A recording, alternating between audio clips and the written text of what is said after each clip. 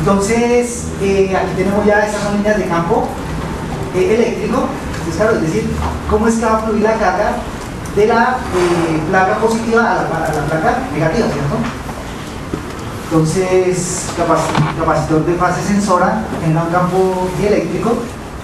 Aquí es un campo eléctrico. Y eléctrico es la sustancia o el elemento que está entre las capas del condensador. Es decir, aquí, ¿qué es lo que tiene que ocurrir? Aquí entre estas placas tiene que haber un aislante, ¿cierto? ¿Por qué tiene que haber un aislante? Porque si hay contacto, pues no serviría el sensor. Entonces, aquí tiene que haber un aislante. Ese aislante generalmente se llama un campo dieléctrico. Detección ocurre a través de la reacción del dieléctrico con la fase sensor. Digamos como tal. Y aquí tenemos pues algunos tipos de sensores capacitivos. Aquí encontramos aquí algunas aplicaciones. Entonces, un sensor capacitivo puede detectar materiales orgánicos, plásticos, líquidos, maderas, papeles, metales, líquidos dentro de envases plásticos, ¿sí? Claro, obviamente si entre las... Si aquí entre estas dos placas yo coloco un envase y el envase tiene de pronto algún objeto por dentro, va a alterar el campo eléctrico con el que estamos trabajando, y por eso es que estamos diciendo que estos sensores pueden servir ¿para qué? Para detectar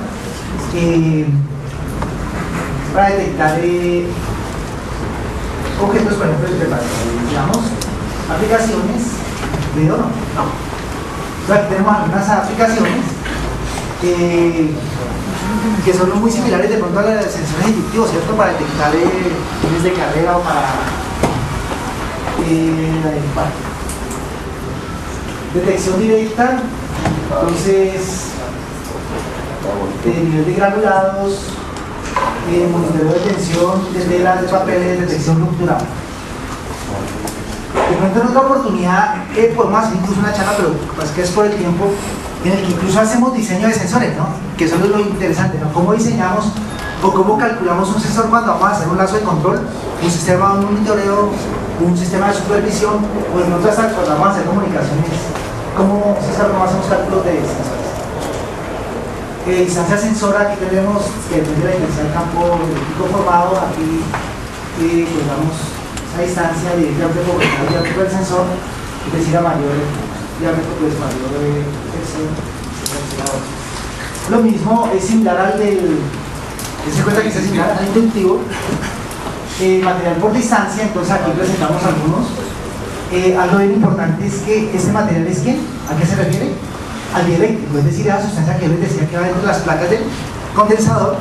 Entonces observen, por ejemplo, cuando hablamos de óleo, estamos hablando de un aceite, ustedes han tenido la oportunidad de pronto de baratar uno de esos sensores y que encuentran por dentro un papel que tiene parafina, ¿cierto? Esa parafina pues obviamente es el aislante o el dieléctrico, petróleo, silicona, de que ahí tenemos algunos, ¿ustedes saben? Entonces, obviamente, en algunos casos, a nivel industrial, por ejemplo, en algunos tanques, de acuerdo con la altura, digamos que las placas del sensor son la base y la tapa del tanque. Entonces, cuando ustedes incrementan el nivel del líquido o el nivel del agua en el tanque, ¿qué ocurre? Se cambia la capacitancia. Entonces, obviamente cuando trabajamos con agua, pues hay que tener claro que la agua es un electrolito, es decir, que puede transmitir cargas eléctricas y no hay el mismo papel, por ejemplo, de estos ailantes. Seguimos. Repetibilidad del sensor, o algo similar al anterior. ¿Sí, Carlos? Entonces ya sabemos la repetibilidad que es el error, de acuerdo con cuando está accionado y cuando está desaccionado. El funcionamiento.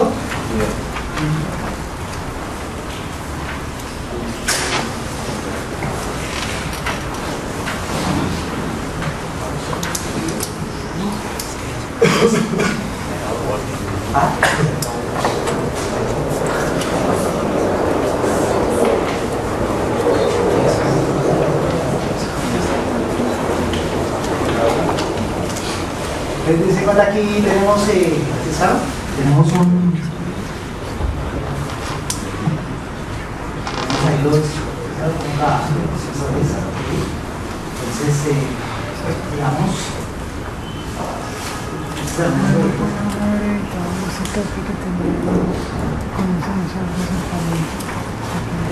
Obviamente, como decimos, aquí están funcionando es como que, como detectores más que como sensores, ¿no? Sí, sí. No, creo que no hay problema. Tenemos el montaje. Entonces aquí presentamos, al igual que los sensores inductivos son muy fáciles de montar, pues claro, simplemente ustedes pues ya definen parámetros de la montaje, etcétera. A usted la sensibilidad decide, algo muy importante es que los sensores nosotros podemos jugar con qué, es decir, calibrarlos para mirar cuál es la sensibilidad, porque en algunos casos si de pronto en un sensor compramos un sensor que tiene un alcance de 2 metros, ¿cierto? Y resulta que nuestro profesor es de 1 metro, entonces nosotros podemos hacer el ajuste, ¿cierto? Lo podemos calibrar, y lo mismo que también podemos jugar con la referencia del sensor. Entonces son los ajustes que hacemos acá.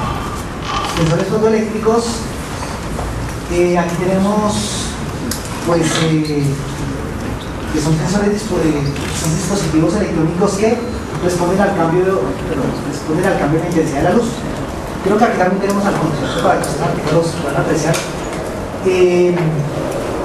Esos sensores requieren de un componente emisor que genera la luz y un componente receptor que es la luz generada por el emisor. Es decir, de pronto en algunos tienen un LED y una fotocelda, un fotodiodo. Mira, pero usted colocó muchas. Funcionamiento. Utilizados principalmente para la creación de objetos, que eso es lo que vemos, por ejemplo, en una línea, en una transportadora, ¿cierto? El sensor eléctrico lo que hace, detecta objetos y va contando, ¿sí o no? Entonces, él va enviando pulsos a un contador y él va generando a través de un display cuál es el número de objetos que se encuentran transportados. Aquí tenemos varios principios de funcionamiento de barrera, reflex, autoreflex, hidráulico. Aquí sí hay mucho por transmisor y receptor. Bueno, la barrera que estamos comentando algunos. Observen aquí, ¿claro? Obviamente este sería el emisor y este sería el receptor. Y aquí cuando interrumpimos la señal, pues ¿qué ocurre? Ya podemos generar un conteo, ¿cierto? Empezar a generar un conteo. Ya hay, por ejemplo, el dimensiones mínimas de los objetos. Obviamente tienen que haber unas dimensiones mínimas, que eso lo especifica el fabricante. Obviamente aquí en la charla hoy no comentamos cómo se analizan catálogos de sensores, que es otro aspecto bien importante, pero al menos nos queda inquietud. Incluso fotosensor, ¿no?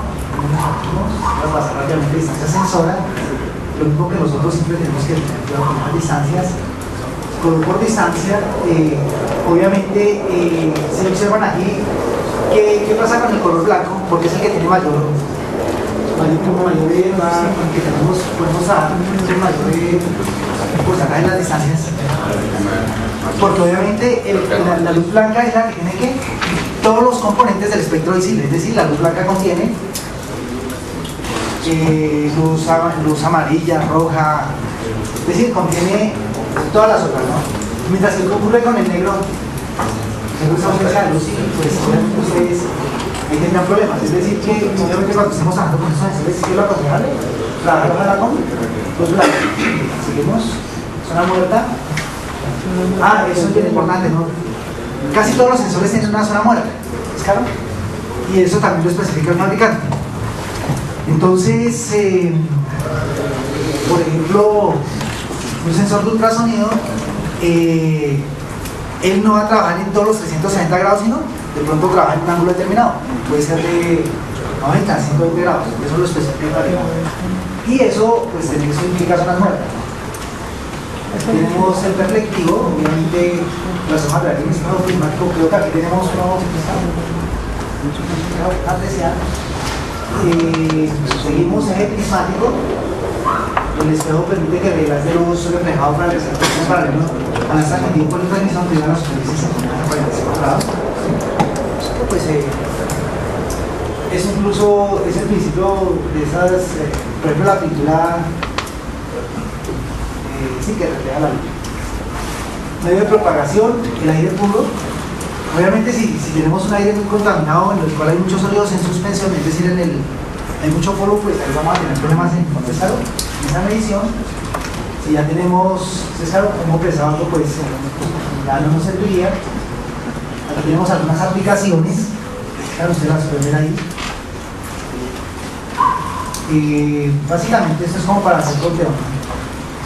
Tenemos de uno. Entonces, tenemos las aplicaciones. Entonces aquí ustedes lo pueden observar, ¿cierto? Esta es la transportadora, esto es para hacer conteo para vimos algo similar, configuraciones eléctricas. Bueno, y aquí yo creo que ya es como más que todo para la conectividad de los sensores. Y yo creo que vamos dejando acá, ¿cierto? Ya vamos a acabar. Una con el tiempo de ustedes, porque creo que algunos de ustedes tienen el tiempo contado. Entonces, vamos. Cuando trabajamos con corriente continua, corriente alterna continua, entonces, vamos. Con corriente continua, aquí qué es lo que tenemos. Bueno,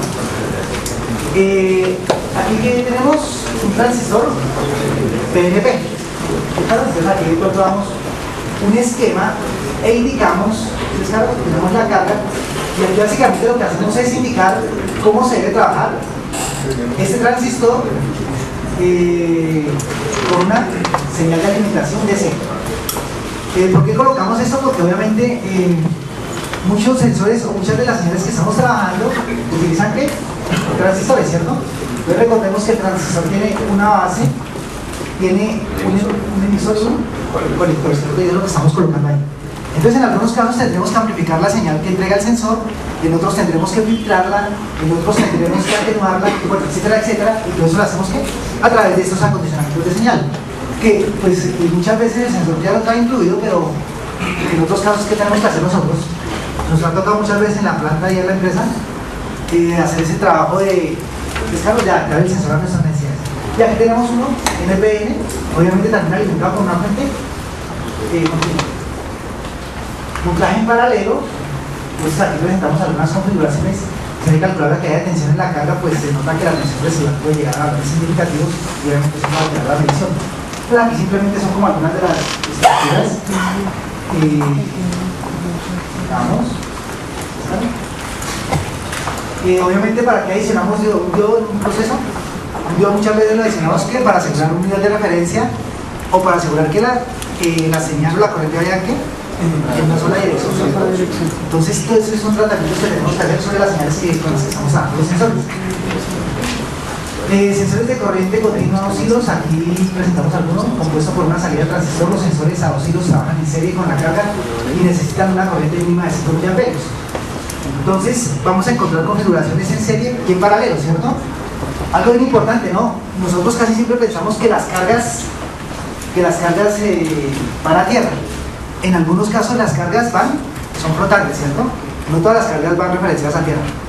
En algunas aplicaciones, para algunos sensores, las cargas son flotantes.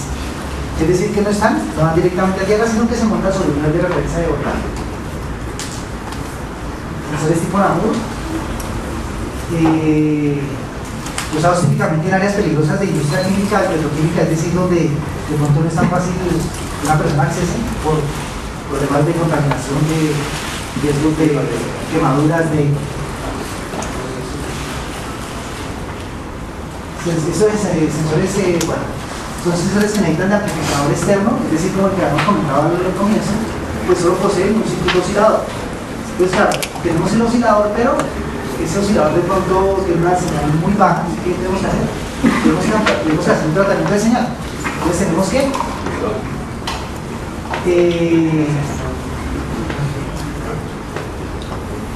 tenemos que rectificar, exacto, gracias, se me estaba olvidando. Es decir, ¿qué es lo que hacemos en esta etapa de rectificación? Que esta onda sinusoidal se nos vuelve una rectificación onda completa, es decir, exacto, que toda la señal queda rectificada y después, mediante una etapa de filtrado, tenemos una señal de cero. Es decir, que muchas veces tenemos que hacer el tratamiento de señal de sensores.